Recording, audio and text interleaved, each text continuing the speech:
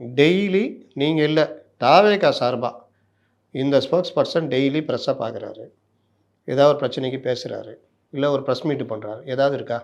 அதிமுக எடுத்துங்க, ஜெயக்குமார் ஒரு இடத்துல பேசிகிட்டு இருப்பார், அங்கே செல்லூர் ராஜு பேசிகிட்டு இருப்பார், இங்கே சிவி சண்முகம் பேசிகிட்டு இருப்பார், கேபி முனுசாமி ஒரு இடத்துல பேசிகிட்டு இருப்பார், இந்த திண்டுக்கல் சீனிவாசன் ஒரு இடத்துல பேசுவார், எடப்பாடி ஒரு இடத்துல பேசிகிட்டு இருப்பார். ஒரே நாளில் இத்தனை பேர் பேசிகிட்டு இருப்பாங்க. இங்கே எடுங்க, திருச்சி சிவா காமராஜரை வம்பு இழுத்துக்கிட்டு இருப்பார், ஆசா ஏதாவது ஒன்று பேசிகிட்டு இருப்பார். இன்டர்வியூஸ் கொடுத்துட்டு இருக்காங்க, டிபேட்ஸில் உட்கார்றாங்க. இது போதும். அது போதாது. அது வந்து ஸ்போக்ஸ் பர்சன். நாங்கள் சொல்கிறது தலைவர்களை.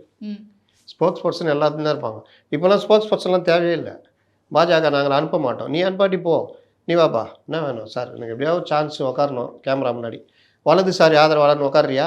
உட்காடுறேன் சார், உட்காந்துக்கிறேன். நீங்கள் அதிமுக யாரும் அனுப்ப மாட்டேன்ட்டாங்க, சரி நீ வந்து அதிமுக சார்பாக பேசுகிறியா, அதிமுக ஆதரவாளர்னு போட்டுக்கிறேன், நீங்கள் ஓபிஎஸ் ஆதரவாளர்னு போட்டுங்க. இப்படி தான் நடக்குது. இதெல்லாம் ஒரு மேட்ராங்க. டெய்லி உட்காந்து சண்டை போட்டுனுக்குறாங்க. ஏய் அவ்வளோதான், நீ என்ன தெரியுமா, இதுதான் இதுவே டிபேட். யாராவது பார்க்குறாங்களா டிபேட்டை? அந்த நெறியாளர்கள் தான் உட்காந்து பார்த்துக்கிட்டு இருக்கணும். டிபேட்லாம் ஃபெயிலியர் மாடலுங்க.